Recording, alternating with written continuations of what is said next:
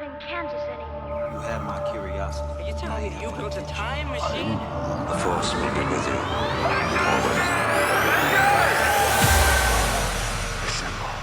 Welcome back to Get Real, the podcast where we get real about all of our favourite pop culture movies and TV shows. My name is Sam. Welcome to our first recorded episode of 2021. And with me, as always, is the round of applause, drum roll please, our top co-host of 2020 himself, Chris. Welcome, Chris. Thank you. Here's my award. Oh, thank you. I couldn't have done it without you, Sam. Oh, it's what a year 2020 was. What a year It was it's hard. been. I'd like to thank Jesus. I'd like to thank my producers. I'd like to thank my casting director that got me this role. Oh, You're welcome. You're welcome. the investors, Roos Loomer. My God, I can't we say did you're it. welcome for Jesus, but here we are. We did it.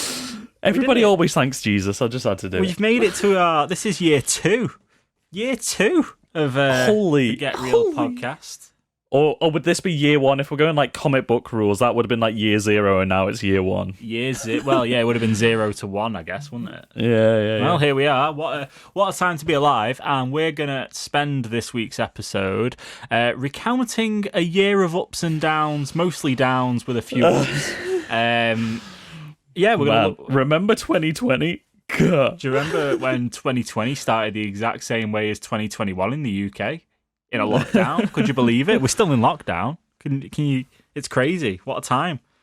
Like, do you remember when 2020 started and we had such high hopes for everything? Australia was on fire, but like the rest of the world was kind of okay. And then World War III nearly happened, and then people tried to storm Area 51, and then Corona. And then we started 2021 and people tried to storm the Capitol building in America. We've had a Corona new variant. It's just been a real time, hasn't it? But we're here. The shiny form of Corona has come out. We're here to brighten up your week with a bit of silliness and a bit of general malarkey, really, aren't we? Or as we would say on this podcast, a bit of general McClunky is what we're doing.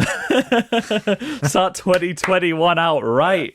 Damn. Right, okay. So, I mean, it's been a while. It's been a while since we've spoken about what we've been watching. So we're going to keep this short and sweet. What have you been watching this week, Chris? Okay.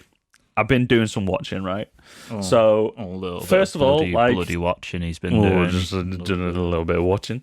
Quickly, I want to run over the fact that I started a new anime. Well, it's an old anime that I watched back when I was a teenager called Angel Beat. It's pretty damn good. I started to rewatch that the other night. Check it out. It's only a limited series as well. It's great. Then I watched Ma Rainey's Black Bottom. Okay, very cool. Finally got round to it. Yeah. I'll talk about that later because that might be in one of my lists. What else did I watch? Oh, last night. Oh, right. Okay, so we were meant to record the podcast yesterday, but we ended up delaying it today. And I'm so glad that we did because beforehand, I managed to watch The Lighthouse. Finally. We said about a year ago that we were excited for it to come out in cinemas. It came out. We didn't see it. No, I've still not seen it. I've created a list on Amazon Prime. And I've created a little notes with just loads of, and I've got so much stuff to watch. Same. Yeah. My Netflix and Amazon lists are out the wazoo at the moment. But this was on Now TV, and I've got Now TV until the end of January, so I watched it on there last night. Nice. This isn't on any of my lists, so I'll dive into it a little bit. I wasn't disappointed or underwhelmed. Like everyone was preaching it as like the best film of 2020 and stuff like that, or like the best film of 2019 if you were in certain parts of America that got it first. It's aesthetically amazing and bizarre and trippy, and the acting is phenomenal. But I don't think it's a film that I need to watch again. Okay, like I got everything out of it first time round. I thought it was a great watch, but it's not something that I need to go back to anytime soon. Like I think there was plenty of better films this year. So it's not in my top 5 or anything, but it was phenomenally acted. Yeah, a film that sometimes you don't need to go back and watch, but you've just enjoyed it the one time round isn't necessarily a bad thing. Yeah, definitely. I think the aesthetic work being in 4:3 and black and white really helped the narrative and the tone of the film. I think it was too long. It didn't need to be that long for what like the story was of it. Like I said, it was phenomenally acted. Like, there's like a big monologue for Willem Dafoe at one point where he's like cursing Robert Pattinson's character, like cursing him to Neptune and shit like that. And holy shit, it goes on for so long, but it's phenomenal. It's one unbroken shot, and you're just sort of like, it's just a mad close up on Willem Dafoe going absolutely apeshit. It's amazing. And then Robert Pattinson gets one later on as well, and it's like bravo to the pair of them. Oh, that sounds cool. But yeah, I feel like I was a little bit disappointed because everybody overhyped it, I think was the thing. I wasn't disappointed. Like I said, it was still a good film, but I don't need to go back and see it again. Like, I've heard people being like, oh, I want to rewatch The Lighthouse, or I want to rewatch The Lighthouse for the millionth time. I'm like, I could not watch it that many times. Yeah, no, definitely.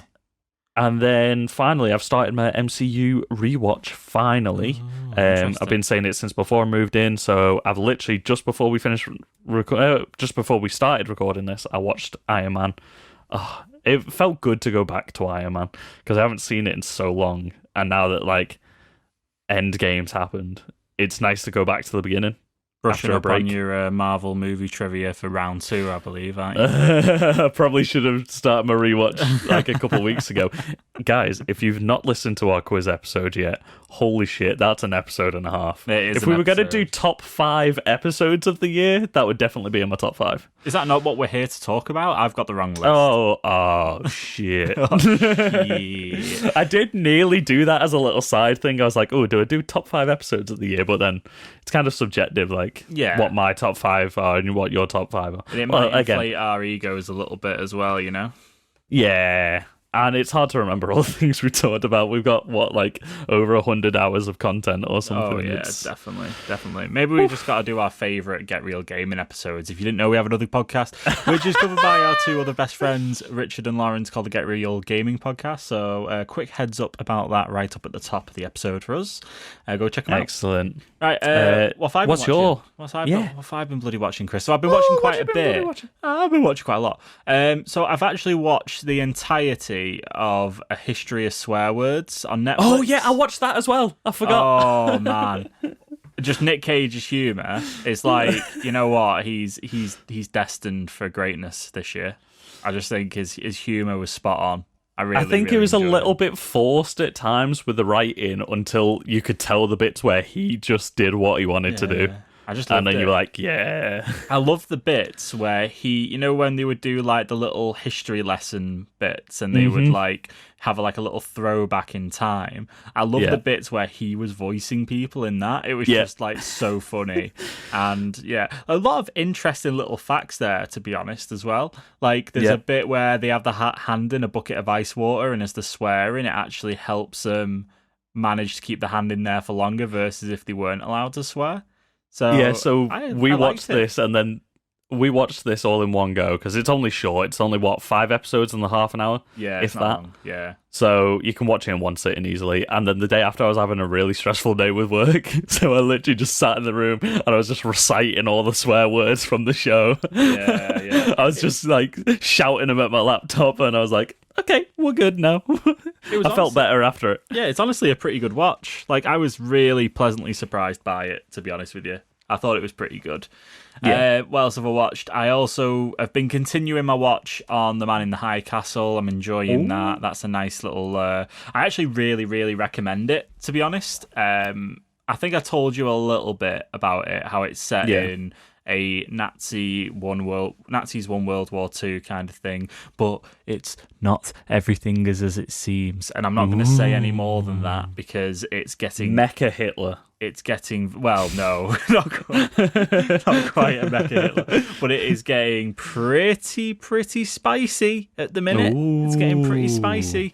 I'm quite excited for it, though. Yeah, I think that's definitely going to be on my list for 2021. Yeah, definitely. Like, it's one of those things, you know, if it's not something that you're mega into, give it a watch of the first episode, but it's just really interesting seeing that kind of world. Yeah, I've been continuing that. I watched Disney's Onward, which was fine. That's the one that got released, I think, at the beginning of maybe halfway through last year, was it? Yeah, it was just as first lockdown hit, wasn't it? So there's a whole thing. It got like shoved under the carpet in the cinemas almost, and went out on Disney Plus quite soon after. Yep. So I watched that. That was fun. I watched Sorry to Bother You, which you've probably seen it on Netflix, which is it's got actually a really like crazy cast in it. It's got Stephen Yeun in it. It's got Tessa Thompson in it. Armie Hammer's in it. Amari Hadwick's in it, who is in Power. He's the lead lead guy in Power, and Lakeith Stanfield. It's just a bizarre film, and not to spoil anything about this film, but a film that takes you from a guy working in a call center to mutant horsemen. I don't know. It's just literally just crazy. I've seen certain scenes from it. Just on like people's breakdowns of like film of like 2018 or 2019 and stuff like that, and people talking about the film in general. And like I heard this one bit about mutant horsemen, and I was like, wait, was I thinking about a different film? You get towards the end of the film and you're a bit like, am I still watching the same film? Did somebody flick over the channel when I went to get a brew or something? Yeah, it's almost like someone like had a bit of an acid trip writing the script for it. Very fun film. What else have I watched? I've watched a lot this week. So I've watched that, History of Swear Words, Man in the High Castle, Sorry to Bother You, Onward. I watched Harry Potter and the Deathly Hallows Part 2 last night. But I can't tell. I've not watched any of the others apart from. You've not? No. You never watched them? No, I have watched them, but years ago. So I'm watching the Deathly Hallows Part 2, which is the final film in the franchise, and getting my girlfriend to explain to me who everyone is and why is this happening. And as you can probably imagine, it's the wrong film to be. It's like going into The Rise of Skywalker and then having to explain everything to someone. I was about to say, like, that's such a weird, like, role reversal, because normally, like, your girlfriend will come with us to see, like, a Star Wars film or a Marvel film or a DC film, and you're normally the one doing the explaining, so that must have been, like, a weird situation where, like, Emily, what's going on? Yeah, it was very much a role reversal, very, very much so. But no, that was good, and I think what it's kind of made me want to do is, because I've got a lot of free time coming up over the next, like, month and a bit, I'm probably maybe going to watch it, because I've got Now TV, like you, and I think I might just watch them through and just get get myself clued up on the Harry Potter verse. And then the final thing I watched is something that I watched today, which lives as an honourable mention in our top and worst 5 of the year. I watched The Sound of Metal with Riz Ahmed today. I keep seeing everybody talking about this now that it's the end of the year, and I wanted to see it so bad. Was it good? Yes, it's I actually started watching it, and then I paused it about 10 minutes in, and then I said to my girlfriend, "Oh, you'll probably enjoy this, so we'll watch it together." And I said to her, "It's very much Place Beyond the Pines," and then I didn't realise it is the same director who did The Place Beyond the Pines as well. Okay. So no wonder I got that feeling from it. Yes, very good, very, very, very good film, and I'm better not saying anything about it because I would just say, if you're into all that sort of stuff, Blue Valentine, Place Beyond the Pines, that kind of vibe of film, very much a good watch. Check it out. You just named some of my favourite films. Yeah, Riz Ahmed is superb in it. It's so good. Excellent. Yeah, very, very good film. And that's it. That's me, what I've been watching. Nice. I'm assuming there's a little bit of news to go through before we get into There is a little bit of news. Get into the bones and the meat of the episode, eh? So yes, I'll fly through some other stuff, and then there's a topic that I want to talk to you a little bit about, which we mentioned before we started recording. Mm-hmm. So, quick fire blast, a bit of news. Tessa Thompson's confirmed that she's heading to Australia to start production on Thor: Love and Thunder next week. Valkyrie's back, baby. But that means we've got it confirmed that they are starting production. Even throughout all the COVID and all that shenanigans, but they're going to Australia, and New Zealand are pretty sound with it. Yeah. They've managed it. New Zealand have announced that they've got rid of Rona again. So Rona free. And yet we're going into lockdown 7.0. Yeah. Okay. Other than that, WandaVision has been confirmed that it's now gone from 8 episodes to 9 episodes, and on the 15th, so this week, I can't fucking wait, they're dropping the first 2 episodes on Friday. Oh, we get 2 hours of WandaVision straight off the bat. I hope it's hour-long episodes and not half-hour episodes. I didn't think about that when I said that then. Maybe it'll be like a Mando thing where it starts off with one episode that's an hour and then maybe the rest comes in at like half an hour. But again, I won't mind. I'm pretty excited for it. I had something else. I think it's disappeared. Or I've just forgotten what it is. Oh, I took a screenshot of it. Batman news. DC and DCEU news. Okay, let me grab this screenshot so I can... Batman's news. The Batman. Oh, well, it's Batman and the Batman. So apparently, I'm not sure how 100% this is, but I've seen it reported in quite a few places. Man-Bat. Man-Bat. So it was confirmed by Brooks Barnes, the person who interviewed the president of Warner Brothers. So apparently this has come from like the head of Warner Brothers. Apparently there will be 2 distinct sagas of Batman happening at the same time. There'll be the Michael Keaton is replacing Ben Affleck in the DCEU. Okay. So not just apparently in the Flashpoint film, he might be coming back for more. Jeez. Which I never thought I'd see the day. And then also Robert Pattinson's or Robert Pattinson's Batman is going to be on Earth 2.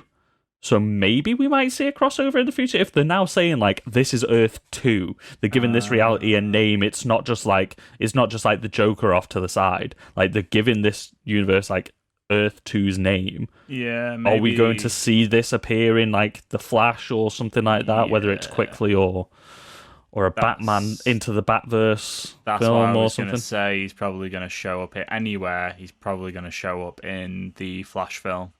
Yeah. I'd say it was a safe bet. Yeah, I'd say it was a safe bet. Even if it's just like a little flash of like, oh, there's Pattinson, type thing. Pattinson, yeah. Yeah. So the last one that I wanted to talk about was Wonder Woman 1984's reviews. So we had a quick like conversation about this before the episode because I told you I wanted to talk about it and we looked into it a little bit. So when we reviewed it, we were quite positive on it, and I've seen plenty of other people that were quite positive on it. Just to clarify, I had a fair bit of criticism on it, to be honest, as well. But I was still fair about it. Yeah, it was warranted criticism, but we still gave it a positive review. Like, it was over 5 out of 10. We gave it a decent score. We thought it was good. It had a few shortcomings, but nothing major that made us think, oh, that's a crap film. Like, I think we both said that we preferred it over Birds of Prey, didn't we? Yeah. So that'll come into this. So when the embargo dropped on, I think it was the 16th of December. The film came out on the 16th of December. I think it was like the 14th or the 15th. When the embargo dropped, it had a really positive review. It was certified fresh. It was, 89% or something to begin with on Rotten Tomatoes. And then since then, so that was the embargo for the early reviews, but they didn't let as many critics and stuff see it before the embargo to have their reviews ready, which is strange for a film like this. But then in between that and the digital release, so you had the cinema release in certain parts of the world and stuff, we got to see it on the 16th.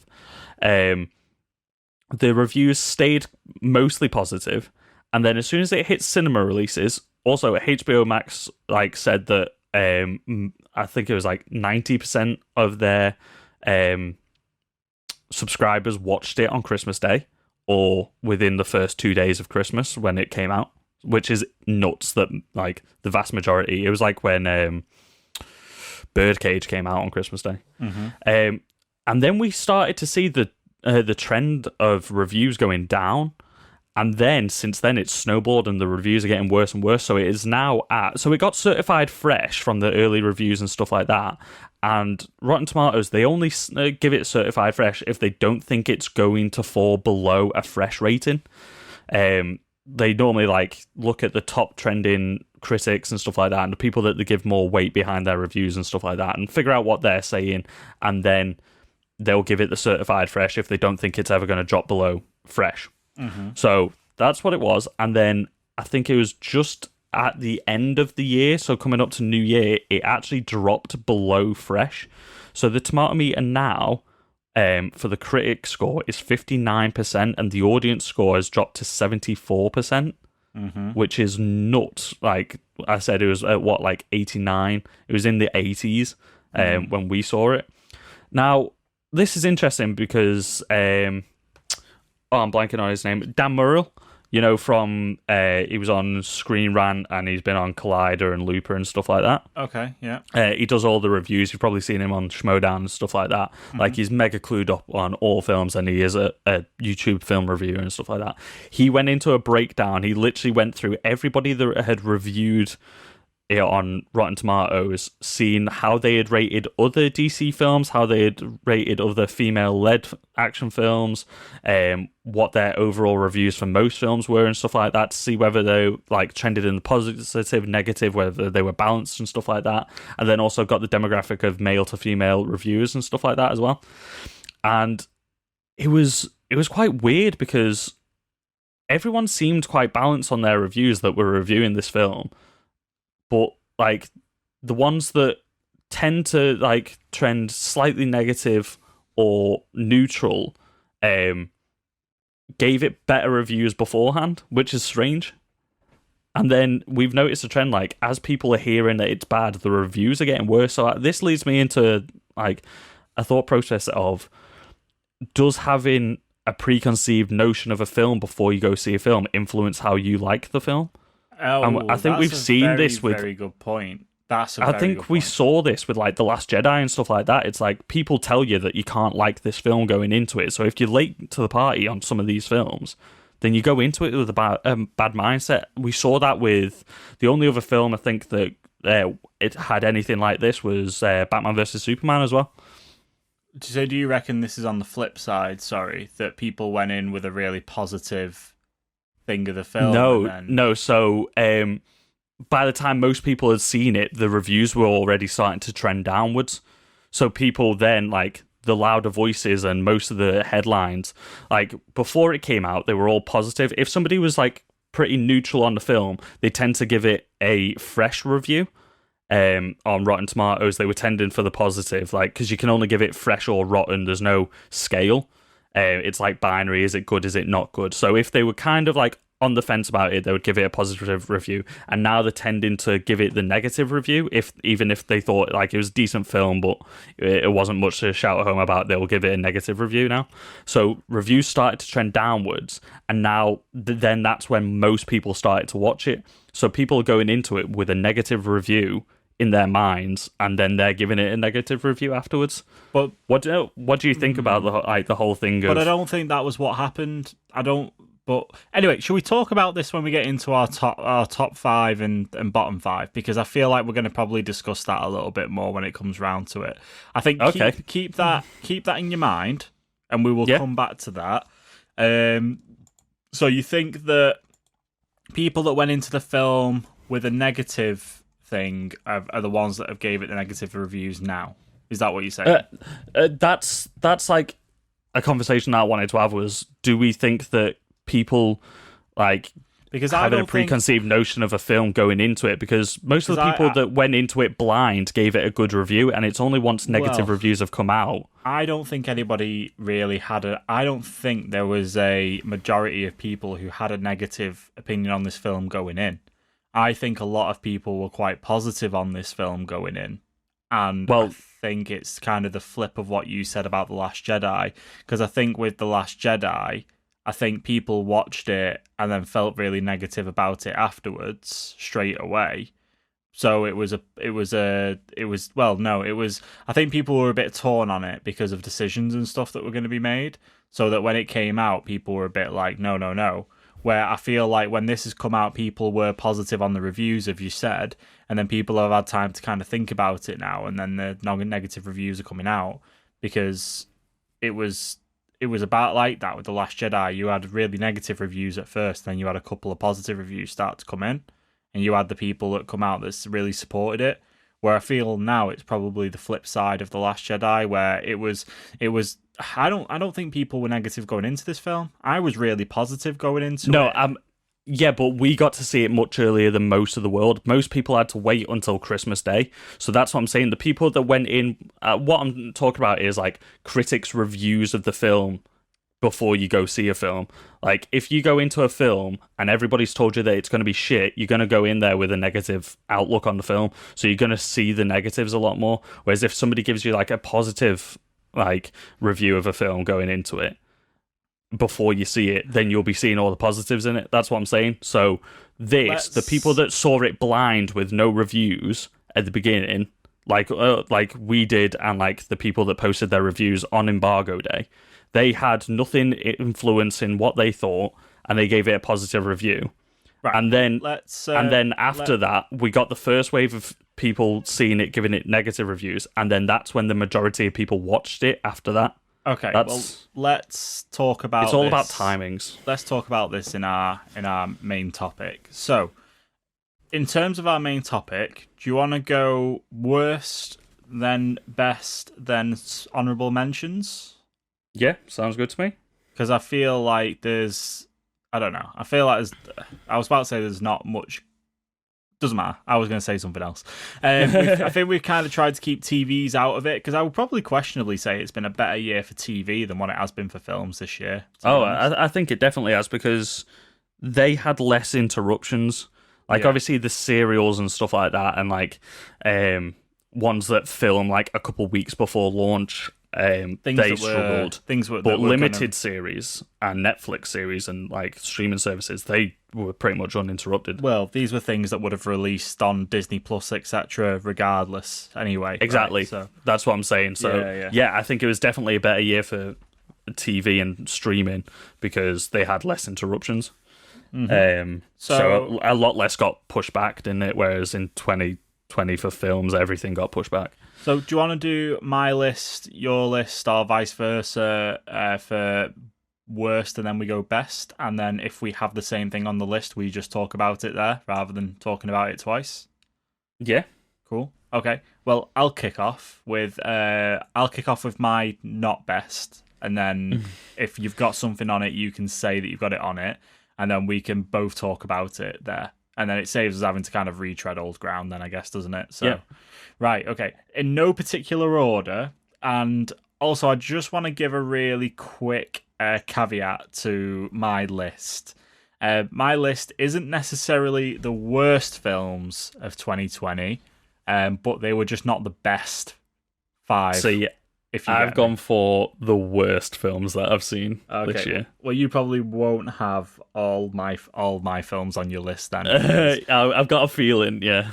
Mine are a bit of a mix of disappointment / these should have been better kind of thing. Because I've not. It sounds silly, but I've not purposely watched anything that's trash this year. It sounds daft, but if I've heard something's not very good, I've kept away from it. That's what I try to do, and then some things that I didn't hear anything about, and they've come out, and I've watched them, and they've ended up being trash. Then I'm like, wasting my time with that one.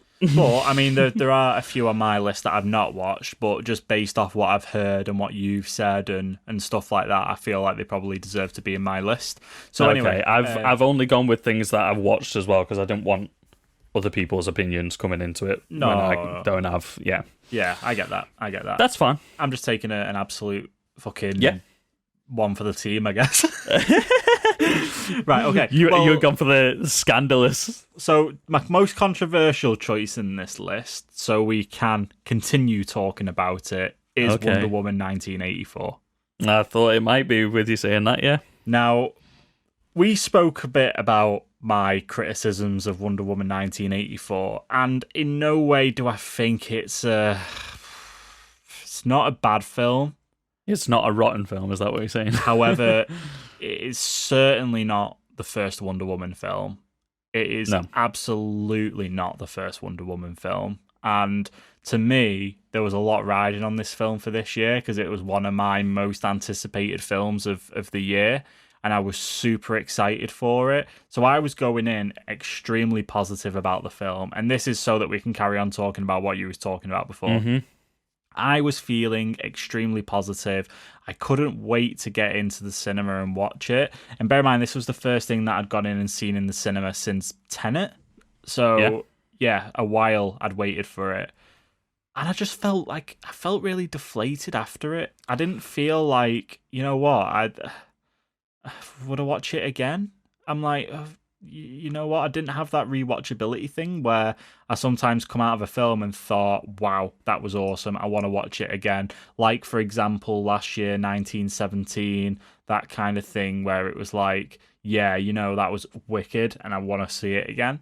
I just didn't have that. And for me, they should have had that because it should have been the first Wonder Woman film and it should have built on that and been better than that. Not better, but it should have at least matched the energy of it and at least matched the rewatchability of it for me. And for me going in really, you know, no reviews, you know, like we're saying that we know people have given it negative reviews, none of that. And I came out and I did feel real, like, I know I probably wasn't as negative in our episode about it, but man, like, when I think back to the film and I cared more about Maxwell Lord's arc, and the most memorable thing from it is the life can be better thing. Is like life is good, but it can be better. That's the only memeable moment of the film. That's why that's the most memorable. I know, but that is also like one of the most memorable things in the whole film from it, even if it wasn't memeable. And it's like, but when the memes started coming out and they didn't have the subtitles on, I couldn't remember what he said in that moment. But like, I understood the reference, and I was like, okay. And then, like, as soon as I figured it out, I was like, okay, these memes are so much funnier now that I remember what he says. But for me, that's not massively emotionally attached to this character in a way where, you know, I'm not emotionally attached to Wonder Woman in any kind of way. Like, you know, I watched the first Wonder Woman film and I thought that was awesome. And I was like, you know what? Yeah, very cool. I don't read the comics. I haven't watched the animated series or anything like that from years ago. I've just watched it purely as the films. And it didn't do it for me. And I think it belongs in this list for me, not as a worst film, but obviously not in the best. But just because disappointment. It was disappointing and it didn't match the expectations that I had for it. And this is sorry, just to put in, this also ties into something else that I've been really thinking about lately, and I've got a feeling we're going to think about this for most of the delayed films because we are overhyping them in our heads, because we haven't had this like dopamine hit of the summer blockbusters that we've all had for like the last few years. Marvel have been churning them out every year. Like, we've had like these exciting tentpole films, and 2020 they were all delayed, so they've become so overhyped in our heads. Like, my worry is that I'm going to really like dislike the next Bond film when it comes out, or I keep thinking, the worst one for me, I keep thinking that Black Widow is going to be like a lot of negative reviews because it's been delayed.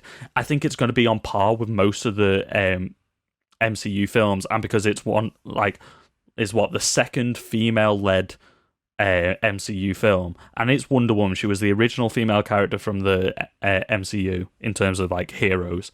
It should be an amazing film, and even if like it's the same as the MCU films, I think it might not get as high a review because people have overhyped it. People have been waiting for a year. But like I say, it's if this film had came out in a mix of blockbusters, would I still feel the same way about it? Oh no, I'm not saying that. I'm just saying, like, because I even noticed like Tenet came out. If Tenet came out like a few years ago, like in like a normal screening year, I think a lot of people would have been a lot more positive. I've seen people being like, "Yeah, it was fine," but whereas like I feel like people are being rather negative to films coming out this year, because they're just sort of sat at home waiting for like the next Netflix series and stuff like that, and because there's not as many films coming out, it's like more of an even bigger event when one does, that like the film isn't reaching the hype of, I've not been to the cinema in 6 months, I'm gonna go see Tenet now, and then people left it confused. So I feel like this year, like the films that have still come out, or the films that will come out next year that got delayed, I think it's gonna hurt them more than anything else. Like, I think people have overhyped things in lockdown in their own heads because it's just anticipation. That's what it is. It's like you're so excited for something to happen that it can't possibly live up to people's expectations. I think that's the biggest thing with the Star Wars sequels. People were so excited to finally get new Star Wars films, and then because it wasn't what every single fan wanted, it's like, what? I get it, but Wonder Woman should have met that hype. It should have. It should have done it. There isn't. This film had the perfect. It had the formula there. It had it. You know what I mean? It should have met that. And this is where I'm like, you know what? I'd excuse it because it's Wonder Woman and because the first one was so good and everything the character's doing and what it means for people, and I understand all that, and you know, the female-led, female-directed, understandably get all of that, but to me, it doesn't excuse a film that is just generally speaking, just boring, and to me, it was like I don't think I'd watch it back. And I know there's a lot of big moments in it, and I know there's a lot of what the film stands for in terms of its message. It's absolutely fine.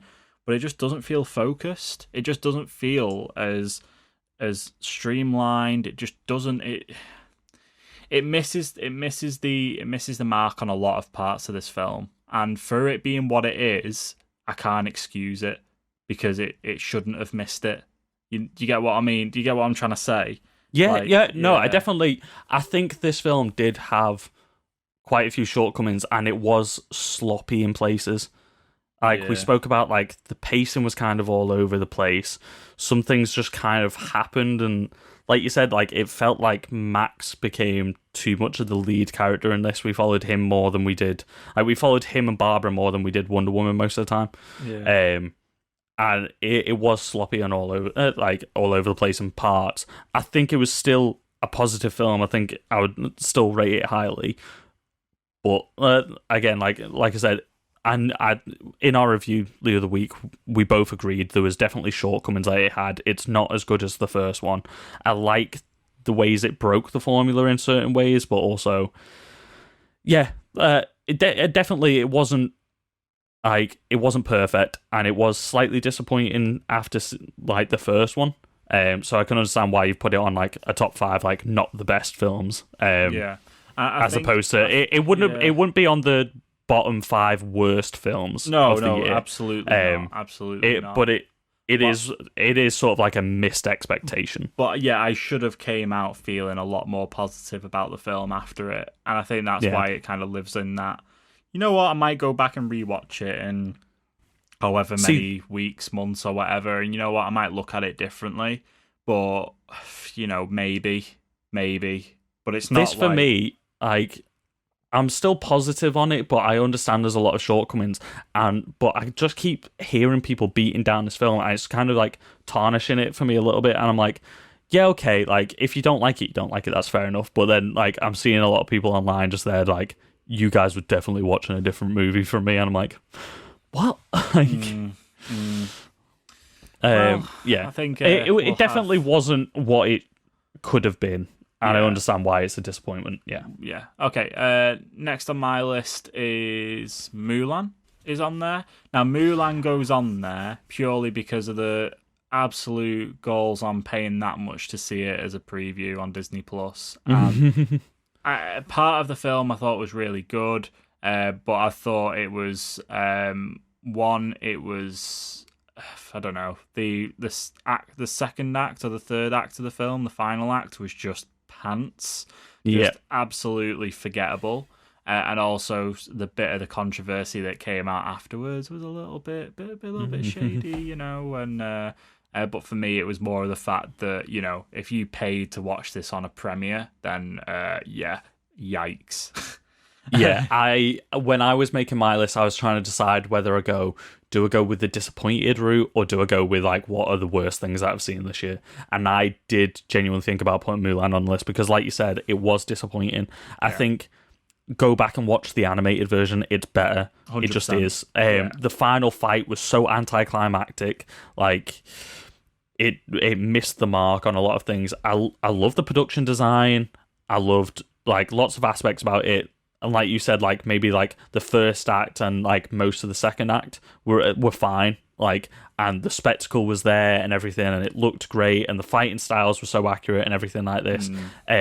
But then the final act just let it down completely. We said this in our review, it just left us just like, meh. Yeah, it probably needed to be watched in a cinema as well. Like, just the fact that it was, I don't know. It just missed the mark for me again this year. What else? So then I've got another one that I've watched, and the other two I haven't watched, but probably live on the list. The one that I did watch that was just, honestly, the film was garbage. Project Power, that goes on there. Netflix, Jamie Foxx. It's got that Just cameo. a Gordon-Levitt. Yeah, it's got that bloody cameo from Casey Neistat in it. It's from Spawn, honestly. It's from Spawn. Yeah. Honestly, I've seen it. That Spawn film came out, right? It's shooting and Casey Neistat's in it. That was that's a throwback somewhere there to an old episode. Yeah, that was just honestly garbage that I watched. I'm assuming none of these have been on your list yet, which is interesting. No, not yet. Okay, one of these may have been. The next one I've got is Monster Hunter. The fact that a film like this misses the mark and also gets removed from Chinese theaters probably belongs on the list. It's the cyberpunk of films. Is that what you're saying? It is a little bit of the cyberpunk of films. You know what? Based on what the monsters looked like, this could have been good. The CGI looks great. It looks better than what the Iron Mask, is it? Well, yeah, but it does. Yikes! It does the one thing that these kinds of films shouldn't do, and tries to link it in with reality in a way that's just a bit odd. See, that's going to tie back into like one of my honorable mentions later on. Yeah, but I fully agree. Like, and Monster Hunter. There's nothing wrong with that. There's nothing wrong with that, but it's just done in the wrong way in this film. Yeah. Plus, that racist joke was pretty bad. So yeah, like, think about your target audience. Yeah. Jesus, like, Monster Hunter is such an Eastern franchise. Like, it's one of the biggest franchises in Japan. I know we're talking about the Chinese market, but like Asian culture, like, if you offend like one of them, like, normally the jokes are that broad that you're going to offend a lot of them. Like, Jesus, have some like decorum about yourselves. Don't they have test audiences for this kind of thing? You know, maybe you should have got one of the, like, you know, the Asian actors that are in the film. Did they not maybe like raise an eyebrow at that? Yeah, that was a bit sketchy. Wow. And then the final one on my list is just because we were waiting for years and years and years and years. It came out, it had a new edit, it had reshoots, and you know what? I've still not watched it because it sounds like it wasn't very good, and I think you said the same thing, that it kind of didn't meet your expectations, and you still felt it was a little bit flat, The New Mutants, because that'll go down. I haven't even watched it yet. Oh, right, okay, well that pretty much says it all.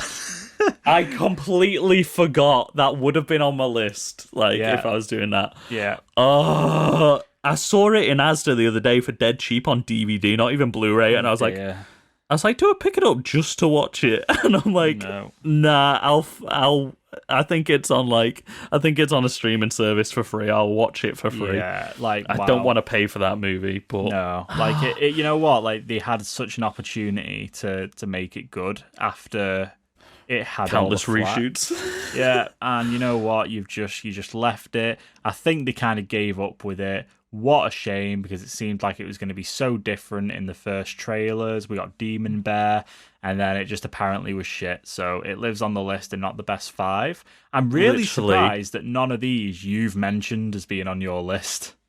Because I went like worst films of the year, and I try not to pick stuff that I haven't seen. Okay, right. Well, shall we hear your worst 5? Yeah. So I've actually only got 4 because I had a TV series on the list, and I can't think of another, like, okay, we can mention number that. 5. That's fine. We can say that. So I'm gonna go from least worst to worst from what like I feel it. So least worst, but definitely bad. Hubie Halloween, Adam Sandler's Halloween comedy. Oh, I never watched this. Oh god, like I wish I didn't. Like it was just trash. Like the joke of his character, like having a weird voice and a flask and everything like that, grows old after about 10 minutes. The jokes just don't carry it enough, and the plot is just meh. Like, you can tell it's just one of the films that he's contractually obliged to make for Netflix at this point. Like, and especially, like, the year after Uncut Gems. Yeah. Like, Adam Sandler, choose your projects. Like, I know that Netflix made a deal with Happy Madison to make, like, 12 comedy films or something like that. Doesn't mean you need to just crank them out in the first 2 years to make the most bang for your buck. Like that, I think that's what like Adam Sandler and Happy Madison are doing. They're trying to make the quickest, cheapest films just to get like the most value for money on like the deal with Netflix. Yeah. But with a film like Uncut Gems has just come out, and like that could have saved Adam Sandler's career. Yeah, Uncut Gems genuinely could have, and then he comes out with a film like Hubie Halloween, and you're just left shaking your head, just like why? It's like really good in Uncut. Like it's such a different role. For I checked the year of Uncut Gems to see whether I could put it in my honorable mentions on my top 5, but it was 2019, and I was like, that's a shame because that was a good film. Yeah. So, yeah, that's in my number 5 position. Number 4, Eurovision. Okay, you might notice a trend that most of these are actually Netflix properties because they're the only people that put fucking movies out this year. Again, these are films that I heard were trash and never watched. So, thank God you've took one for the team and watched them, mate. So, Eurovision, like, this was like when it came out, there was nothing else to do. It was a Friday night. I had a large pizza in, and we just wanted to watch a new comedy. And like Will Ferrell, I was like, Eurovision is trashy anyway, but it's trashy in a way that we all watch it every year just because it's a laugh and there's going to be memes at the end of it. So I thought, oh, maybe Will Ferrell could do the same thing for the film version. Do you know what? If this was done by different people with still Will Ferrell in, it probably could have been like a Blades of Glory. You know what I mean? Like, Blades of Glory is not like a titan of comedy, but it's a good laugh and you can watch it. Or like Semi-Pro or something like that. It could have been like one of those Will Ferrell-led comedies about like an event or a competition or something like that. He's done a few. Like, and it could have been up there. But honestly, I think I said it to you on the podcast when we did what we've been watching. It felt like it was filmed and edited by like a college student. Yeah. It was like, the scenes just had no pace into it. It was slow as fuck. Everything was dead wide and weirdly lit. Like, it was just such like a monotone, plain lighting and everything. Like, it was horrible to watch. And like, it really affected the jokes. Like, some of the jokes that should have happened in there, like, they would have landed so much fucking better if it was shot differently or edited differently. Like, snappy edits, like comedy, like, and especially Will Ferrell comedies, it's about pacing and about getting to the next joke quickly enough, or like if the jokes are interlinked, you make them happen, don't you? So that you build on the laughs. Everything's in like a rule of threes and stuff like that. But it's just so slow, and like it was a disappointment because at the end of it, I was like, there could have been a good film there if they got somebody different to shoot and edit it. Yeah. There really could have been, like, at least a decent comedy that you could watch at least twice. Like, I watched it once, and I was like, I'm done for life. Which, for a Will Ferrell comedy, like, I tend to like to go back to Will Ferrell comedies. Yeah, I get it. Eek. So, yeah, Eurovision was number 4.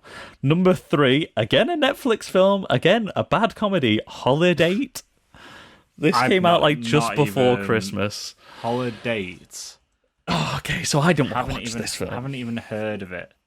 Okay, so it's got Emma Roberts in, and it's got a guy that you see in loads of films. He was Nuke in Jessica Jones. Do you remember the American soldier boyfriend that pops the pills to get like roided out?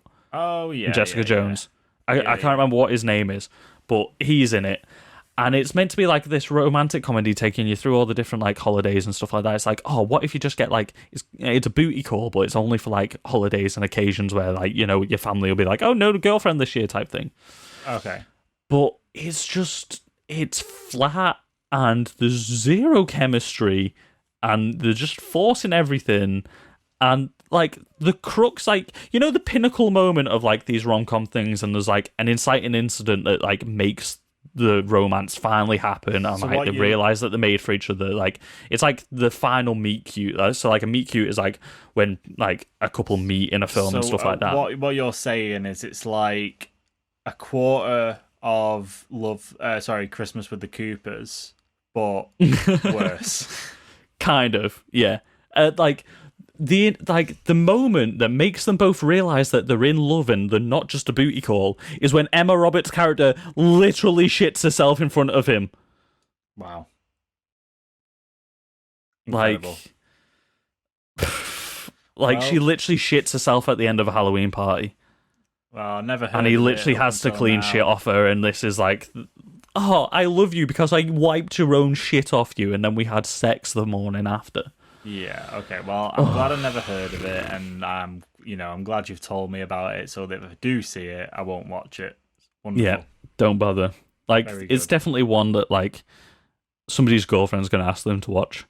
Just watch Love Actually or something different instead. There's plenty of better rom-coms out there, you know what I mean? Yeah. Okay, number 2, The Old Guard. Oh, I do remember this. And you know what? Do you remember when we were about to make an episode on this and then we both watched it and we were like, that was so dog shit, I don't want to talk about it. So quickly with this, I watched like 10 minutes of it. I watched the bit where they all get killed and stand back up again at the beginning. Oh, you mean the only good scene? Yeah, and then I remember, my dad was watching it, and you know how my dad loves a good, like, shit action film. No, your dad loves to fast forward to just the action scenes in a shit action film. No, my dad likes to just watch the main clips on YouTube and say it's a film. So that infuriates me so much. He watches a film on fast forward. I watched the end of it. Speedrun movies. Like, yeah, I've not missed much at all. I love the fact I didn't even bother watching the end of it. I love the fact that the main bad guy was Harry Melling, who's bloody Dudley Dursley in Harry Potter, and he's like meant to be this like. Do you know what? He had quite a good year last year. Oh, he did. Like, yeah. In all fairness, he was in. What's the Golden Compass? His Art Materials. Yeah, he was in War of the Worlds on BBC. Devil All the Time. He did Devil All the Time. Like, he had such a good year, and he was just in, like, it had Chiwetel Ejiofor in. It had Charlize Theron in. Like, this cast was, like, shit hot. And then I didn't make it past an hour in because, I paused it at an hour in. And I thought I was only like 15 minutes in. It took an hour in to get the opening exposition out the way. Like, the inciting incident happens over halfway into the film. I was like, it was just mind-numbing. And most of it was just people talking about how they've lived a million lifetimes. It's like, how about you show us some shit? Like, it was literally all just tell, don't show. And it's like, that's the opposite of screenwriting 101. I was like, it was just mind-numbing, and the fight scenes weren't even good. Like, it gets to, like, an hour in, and, like, the team's been found for, like, the second time. You're over halfway through, and, like, you're trying to raise the stakes now. Like, so the team get found again. They've just recruited the new girl and stuff like this. So Charlize Theron's like, aight, boys, I'm going to go out on a limb here. I'm going to take this entire, like, SAS team down by myself. And it's just slow, crap editing. Like, the fight moves that she was doing were cool, and you could tell that Charlize Theron was doing most of this fight scene for herself. She was doing, like, 99% of it. She probably wasn't doing all, like, the falls and stuff like that, but she was doing all the hand-to-hand stuff, because they cut in close for that shit, like... But the editing, I was just like, this fight scene feels like it's been an hour long, and she's only killed, like, 2 guys. Yeah. And... It was just bad, and like I remember we all saw the trailer and we were like, okay, Charlize Theron playing an immortal fucking like mercenary badass with a cool axe, and we were like, okay. It's such a shame because you look at her in Mad Max Fury Road, right? Exactly. You like look at even her- Atomic Blonde was better than this. Yeah, but then she's just come off the back of Bombshell, which was a really good film. And I'll tell you, she's been a producer on Mindhunter as well. So she's been involved with some really good stuff.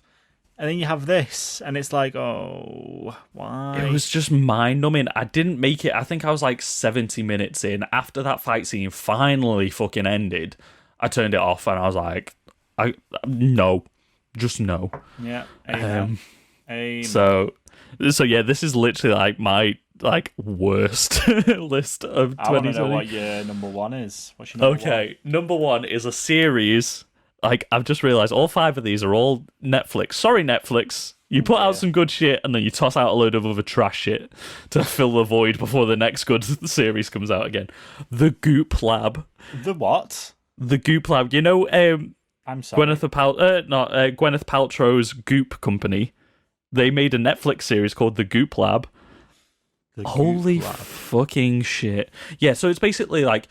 So her company, they put out like weird products and they're all about like new medicines and all this sort of shit. Like she sells like a jade egg to put in your vagina that's apparently meant to heal your soul or something, but it's actually quite dangerous for you. She sells like vagina scented candles and stuff like that. I want to know how you ended up watching this, Chris. Because I heard that shit was stupid in it, so I watched it and shit was stupider than I thought. Okay, so every episode they're like trying like this new thing that's like meant to like enhance your life in some way, like trying mushrooms or like new age like aura therapy where people hover their hands close to your body, or like going diving in a frozen lake naked, like a big and shit like that. Experiment thing. Yeah, right? Yeah, literally.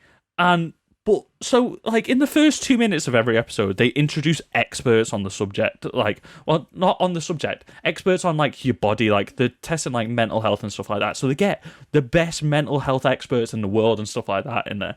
And they literally, like, if they say that, like, they'll say that it's not a good thing, this therapy that they're trying out. They'll say, like, this is bad and potentially harmful. And they'll never cut to the expert for the rest of the thing ever again. Or they will literally just take the one clip where the expert said, this could potentially work. And then they'll get, like, this new age therapist in to just fucking, like, talk shit towards the expert. And then they just go and do the thing anyway. And then because she's got all her Goop women and, like, fellas and stuff like that to, like, go on this whole adventure and stuff. And, like, they all just, like, leave it. Even if, like, the shit didn't work, they'd be like, oh, but the experience... Oh, so like they're literally just trying to sell these experiences that they've said themselves don't work, but they're trying to make it out as if like all this new age therapy is the best thing in the world. Like 2 minutes ago, you said nothing happened for you, but now you're telling everybody they should go spend $2,000 on this retreat, like, or just like if it worked for them, but the scientists have said this is potentially dangerous for most people, they'll be like, you should all go do it right now. It's like, this show actually probably harmed more people, like physically and mentally harmed people. Oh dear. Well, right, yep, sounds like a definite number one. And do you know what's more annoying? Because like a couple months ago, I watched Royal Tenenbaums, I think she's in, and I just watched Iron Man, and I'm like, Gwyneth Paltrow can be a good actress, and then all she gets is a shit reputation because of this Goop fucking bollocks all the time. I'm like, Gwyneth, just stick to what you're good at. Just make good films. Like, she is good as Pepper Potts. Stay away from jade eggs. Just don't put jade eggs in your vagina. Chris doesn't need to be seeing that. You don't see that on the series. I'm sure his girlfriend wouldn't appreciate it. I remember talking to Charlotte about it at the time. I was just there like, why are they selling vagina-scented candles? Like, it feels like, I can't even remember what the film is. There's like a novel and then a film from like the early 90s, and it was like this like new feminist like like movement and stuff like that, which the movement in itself was like mostly good, but like there's this novel and film came out of it, and like somebody starts like wearing their own vaginal fluids as perfume and stuff like that, and I'm like, you're just giving every feminist a weird fucking name right now. Shall we move on? Yes, please. Right, do you want to take it away with your top, and I'll let you know if anything comes up in mine as well. Okay, so we're taking series out of this, so number 5 now is Ma Rainey's Black Bottom. Okay, I haven't seen this yet. Looking forward to it.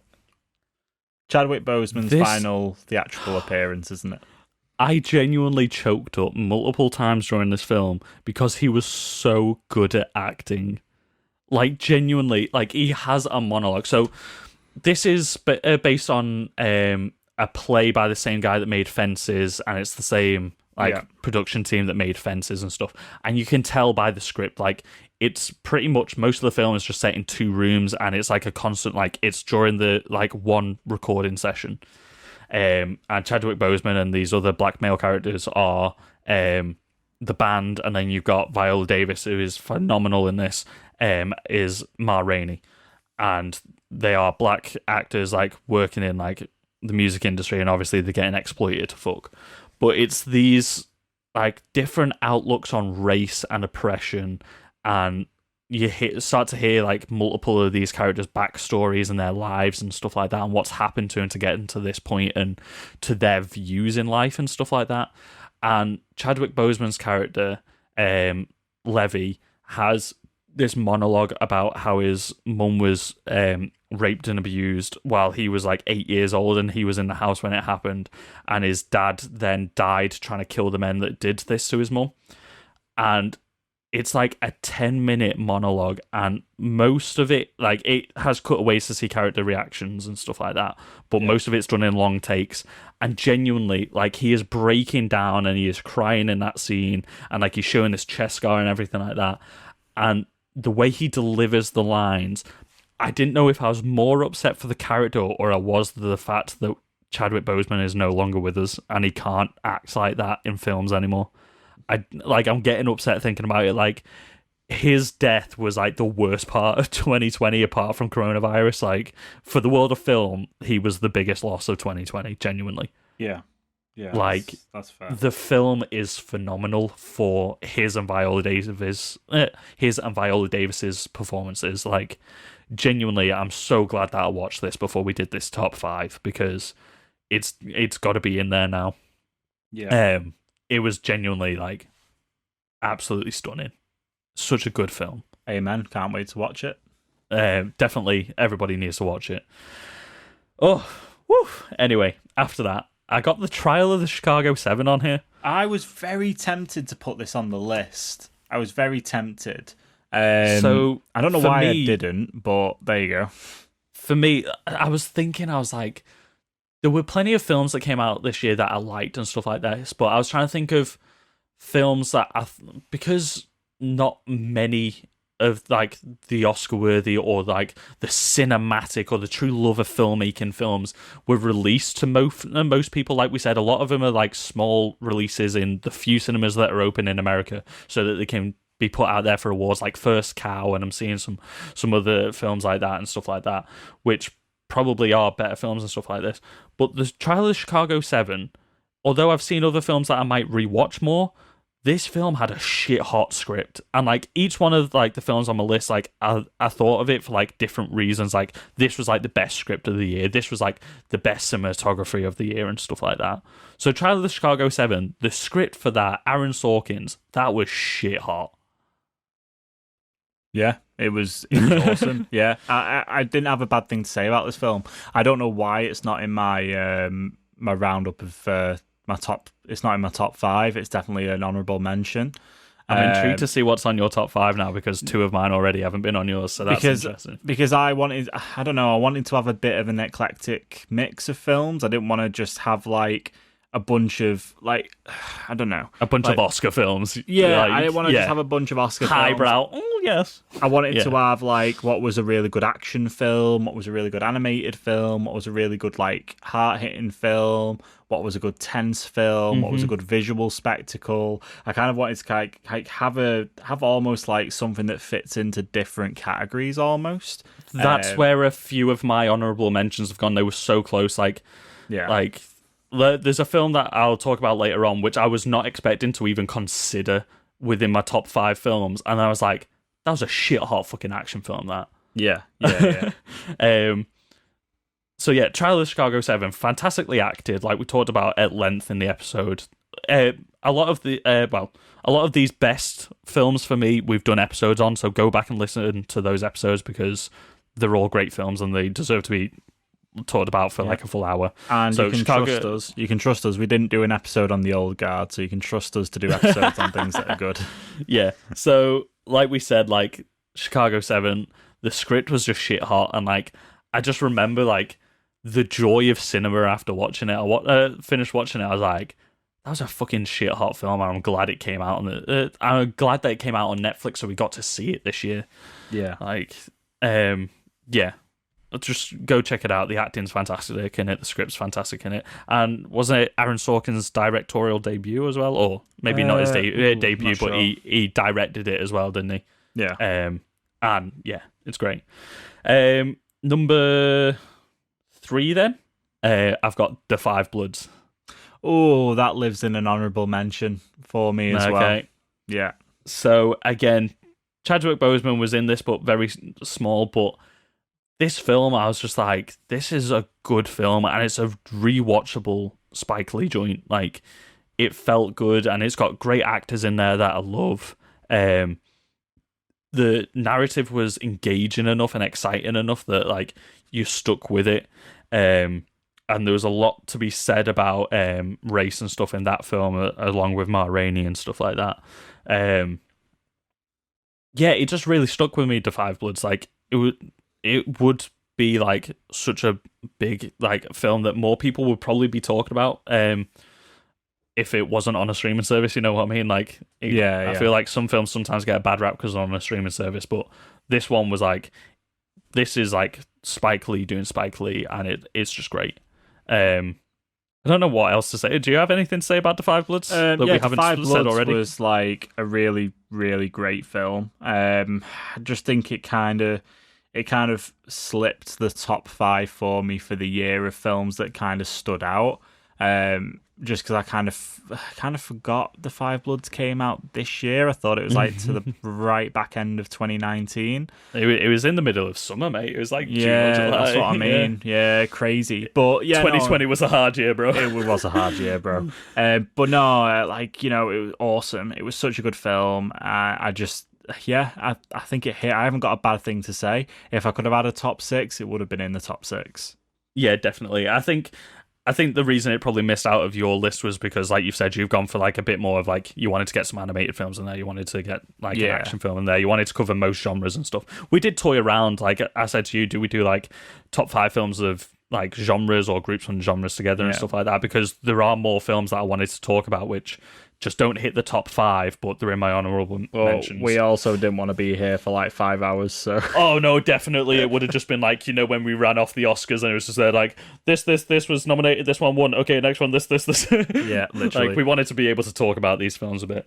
Okay, next up, 1917, in the number 2 position. 1917 didn't come out this year. 2020, wasn't it? Nope, didn't come out this year. Huh? It is a 2019 film.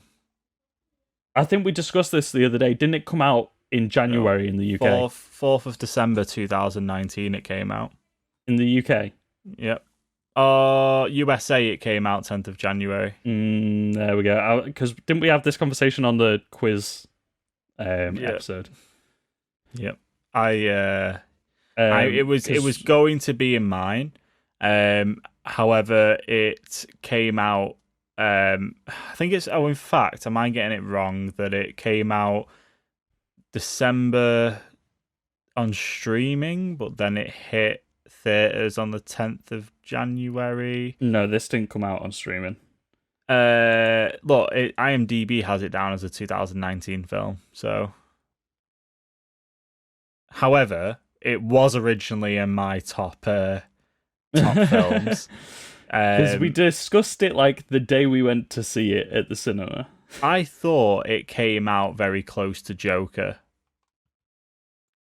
But I have it as the UK. It was released on the 4th of I think that was advanced screenings, though. It came out in the US in January. Yeah, it did. I think it widely released. Premiered in the UK on the 4th of December and was released theatrically in the United States on the 25th of December and in the United Kingdom on the 10th of January 2020. Okay, fair enough. Yep. Okay. See, because this is something that's going to come into play with my other one, like because we only did the podcast in 2020. Okay. So I was like, if we covered it on the podcast, like, yeah, I'm removing one of my choices and chucking it into special mentions then, and I'm going to agree that I had 1917 on the list because it came out. We'll say it came out very beginning of the year. 10th of January it came out in cinemas. It got premiered. That was a cinematic marvel. Incredible film. Absolutely phenomenal film. Dean Charles Chapman and George McKay, if they were going to do one film for their whole entire career and not do anything else, they could rest easy knowing that they did 1917. Definitely, like, what it was a just movie. Breathtaking. What it genuinely a was. Movie. Like, when we were sat in the cinema, I was on pins in that film for a lot of it. Because it was just so tense. Like, I feel like I didn't breathe for most of that film. No. No, you do not breathe in 1917. You hold your breath, man. You hold it, and bro, it was just such a good film. Just like good. What I was saying was, like, we've had other one-take films before. It's not an original concept, but of this scale, telling this story, like, shot like this, was just near impossible. Like, the fact, like, they had to make a decision to only shoot during overcast and, like, only, like, they had to take the world into, like, they had to keep continuity with the world and nature, as well as, like, the way they made the film. It was mind-boggling. Like, Roger Deakins has finally got a knighthood, and I think this film was partially to play for that. Like, bravo. Yeah. Like, he finally got, like, an MBE, is it? Or something like that. Like, fair play, man. Like, Roger Deakins is a phenomenal cinematographer, and, man, I can't wait to see what he does next. Yeah, it's just, I cannot agree more. Just what a film. Just, like, this swept the Oscars and the awards and stuff like this. There was this and another film that I might be mentioning. It got all the awards for everything because it just fucking deserved it. Like, this was a cinematic experience. Like, this is like how Tenet could have been if we understood all the dialogue. Yeah, now I'll level with you. What I just got rid of to put 1917 back in here, because we both agreed it would count as a 2020 movie, is I got rid of Tenet. So Tenet lives in my honourable mentions. Now, the reason it's in there is not because I understand the film, but because visually there was a lot of moments in that film where I was just like, what? And it was very cleverly done, but just probably a little bit too clever for my tiny mind. Anyway, put it that way. I think the biggest issue with Tenet was the inaudible dialogue for the first, like, half of the film. Oh, yeah. And probably. that really, like, hindered everybody's understanding of it. Like, it doesn't, like, if you can get the rough broad strokes, though, it's still such a good film, and it narrowly missed out on my top 5, but I thought there was enough of a mixed decision on Tenet that it shouldn't be in my top 5. But it was a phenomenal film that I am excited to watch again. What is that? What else is in your top 5? My number one place, because we decided it was okay before this, because it didn't release in the UK until February, is Parasite. Yes. Because I just want to talk about Parasite some more. I know it came out at the end of 2019 in the rest of the world, but we didn't get it until February in the UK, just before the Oscars came out. And holy shit, bro. What a movie. Like, everything we've spoken about, the cinematography, the script, the acting, everything like that was on point for Parasite. And we watched it with subtitles. And it Like, was still that's better another than thing. a lot of the shit that came out this year. What it did for foreign language films for the mass audiences is like, we've been waiting for this breakthrough hit where everybody was talking about it. It was the first foreign language film to win the Best Picture Oscar. People were willing to make it through subtitles to watch this film, and I think everyone's so glad that they fucking did. There was so much interesting like visual hints to like the sociology behind shots and stuff like that, and like the sociological fucking like implementations of characters, and like it's just like the way that things were presented through a shot to like be like, oh, look at the transcendent between stairs and levels. It's like, just Bong Joon-ho's masterpiece. Like, I would say that was like his magnum opus. Like, 100%. Like, after he passes, like, hopefully not for a good long time or something like that, I think unless he blows this one out of the water, this is going to be like the standout number one film that everyone's going to talk about. Like, his other films are great, but this is going to be the one. Yeah, 100%. 100%.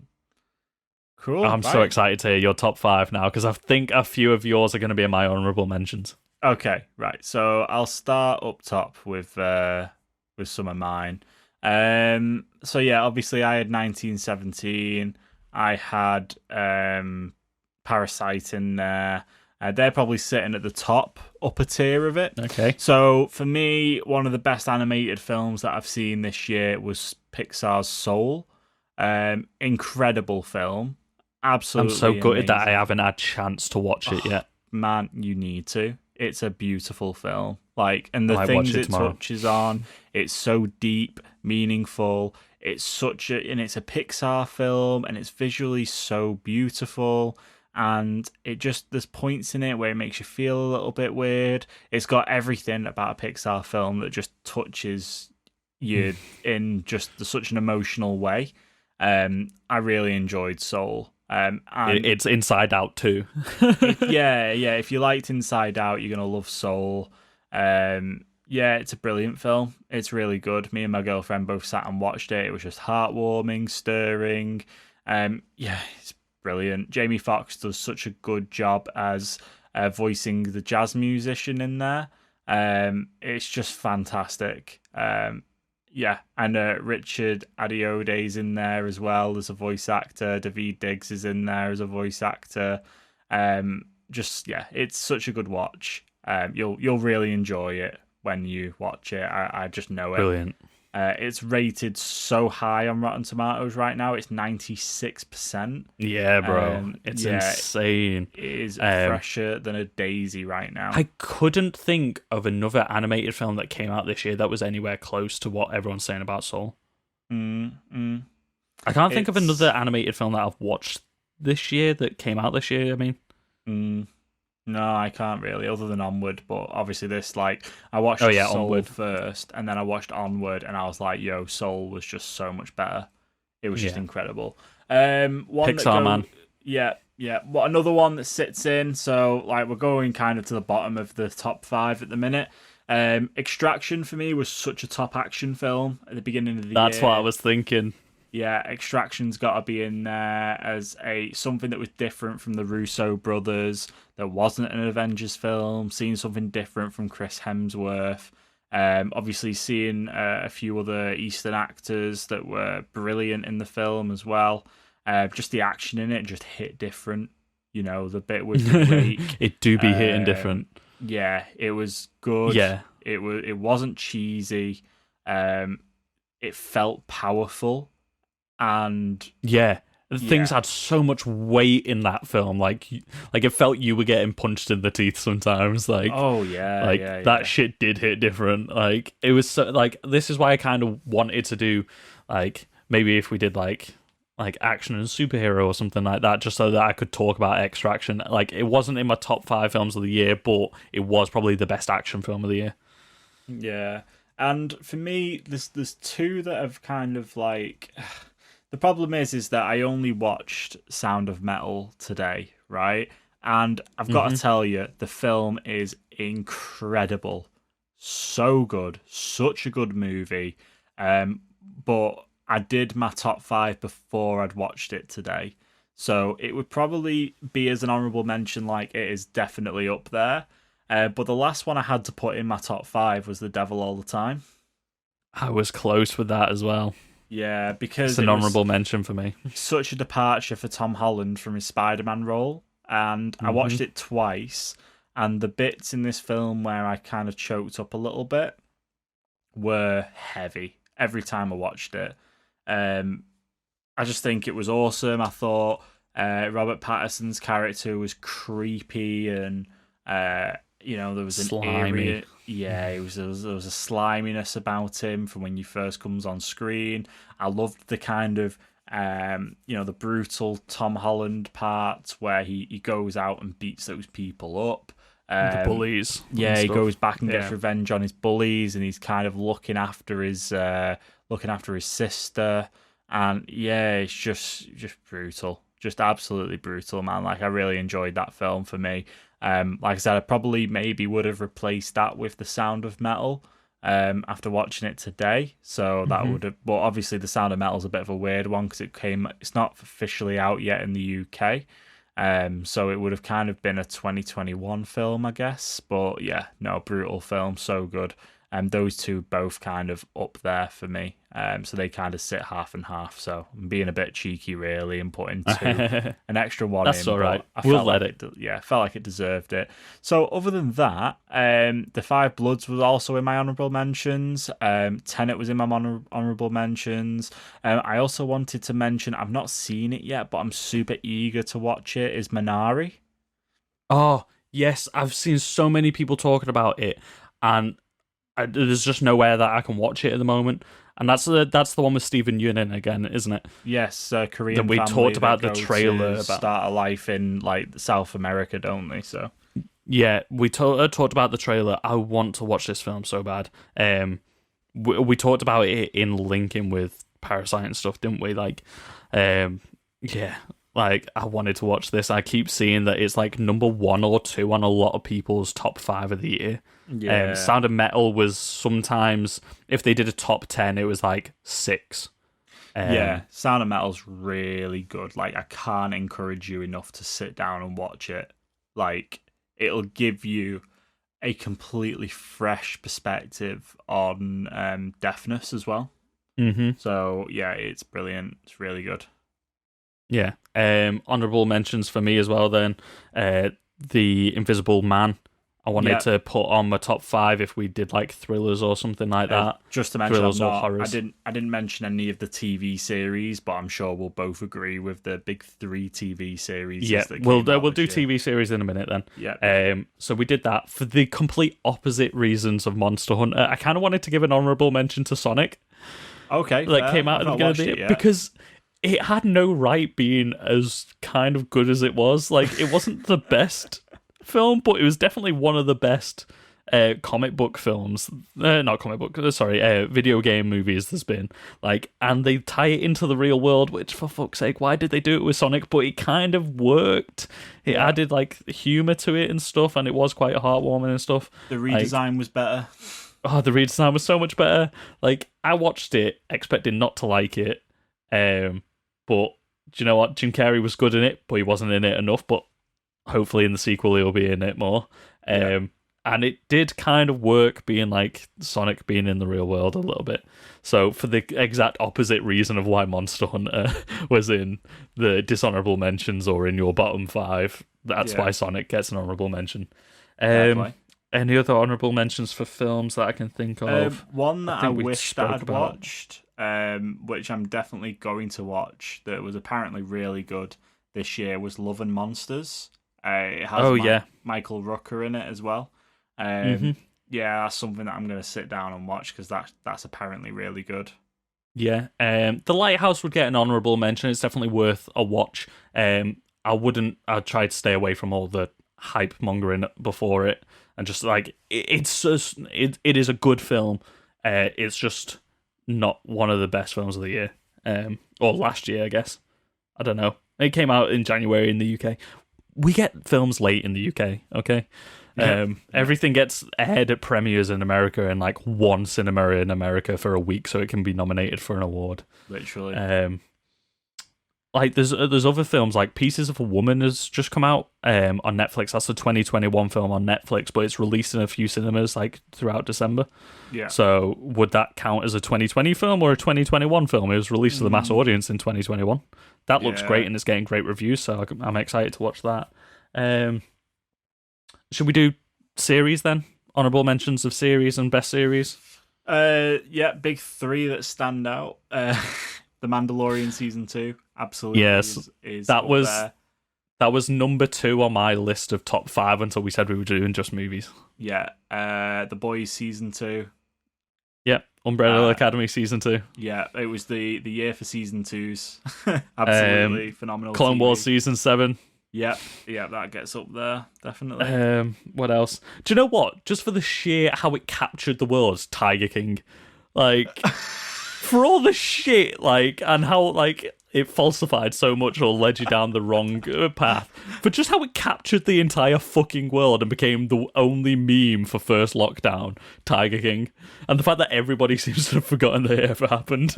In like the last 3 months, all the memes have disappeared. Everyone stopped talking about it and stopped referencing it finally. There's reviews right now being like, personally, I don't understand the hype of it, but guys, when it released on the 20th of March in 2020, if you were around then, you didn't have anything else to get you through other than tuning in and binging Tiger King. It was literally like a week before the UK went into full lockdown. Like, it was literally a week before, and everyone was in turmoil for a week, and then Tiger King came out, and everyone was unified again. and this just made you.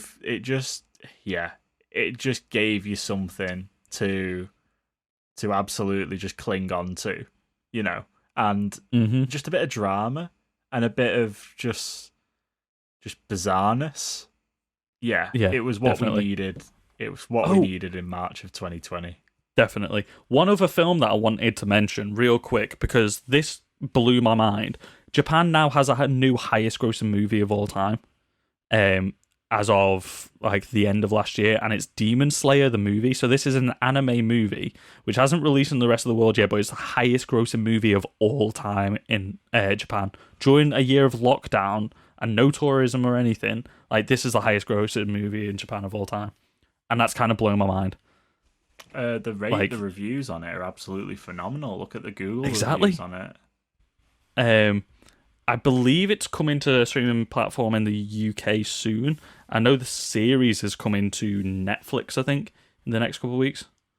Okay, cool. So, it was just something I wanted to talk about. I was thinking maybe in 2021 we could do a quick section at the beginning with the news of maybe what's in the box office. Yeah, maybe. Maybe just a quick little... One thing I forgot to mention when we were talking about The Devil All the Time, they've released a new clip for Cherry, by the way. I don't know whether you've seen it. I've not seen it. I've heard a lot about it, though. Yeah, it's... it looks very good. It sets the tone for what you're going to expect from the movie. But Tom Holland for some scenes gained 30 pounds, and then for other scenes he went back to his normal weight and then lost 30 pounds for other scenes. Yeah, that's kind of crazy. We'll watch Demon Slayer movie is on 100% on Rotten Tomatoes. Woof. 100%. Is there another film with 100%? Holy shit. That's crazy. It's been reported in The Guardian and The Times and stuff like that. It's fucking an anime movie. What?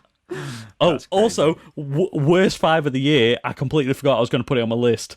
The fucking Pokemon, the first movie remake. Holy shit. That thing made me feel nauseated watching it. Right. And I just wanted to mention that. End the podcast. Absolute bombshell. We're going to end it.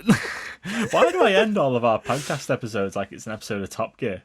I don't know. It's just sort of happened in the last couple of weeks. I know. And on that bombshell, it's time to end the show. I don't think there's any other better way of ending it. I think it's just Honourable kind of mention to James May's O Cook. It's the only cooking show that I've actually cooked a recipe of. Honourable mention to James May's O Cook. I bought the little poached egg things that he used, by the way. The little. I'm actually going to buy the cookbook because I've cooked 2 things off the show now, and I'm like, there's like an extra 30 recipes in the cookbook. I'm just going to do it. The vomiting chicken is like £20 on Amazon.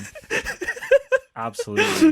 Atrocious. I love the way we had a bombshell to end it, and now we're talking about a vomiting chicken afterwards. Anyway, that's where we're going to wrap up the episode. Vomiting chicken. Let us know what you thought about our best and maybe not the best 5 this year, last year. What am I saying? Let us know what you thought. Did you agree? Did you disagree? Let us know. Hit us up. Facebook, Twitter, Instagram at GetRealPod. We love to hear what you guys think. If you want to tune in and let us know. Chris, how else can people support the pod? Support the podcast by leaving us a rate and review on all your favourite podcast networks. If you head to Podchaser, you can leave us a rate and review on there, syndicate it to all the other platforms. Don't forget to follow us on Spotify so you're notified when a new episode comes out. Also, don't forget to check out the Get Real Gaming Boys. They're doing great things over there. Hopefully more things to come from the pair of us combined, and also them carrying on great things in 2021. They've also done another top and bottom of 2020, haven't they, for games? Yeah. So check that out. Also, go back and check out the quiz episodes that we did on both of our podcasts. They were a hell of a lot of fun. And yeah, thanks, guys. Thanks for 2020. 2021's getting off to a better start. Thank you very much for tuning in. Make sure you're all staying safe out there. COVID will be gone eventually, we hope, and we will catch you next week. Well, bye now.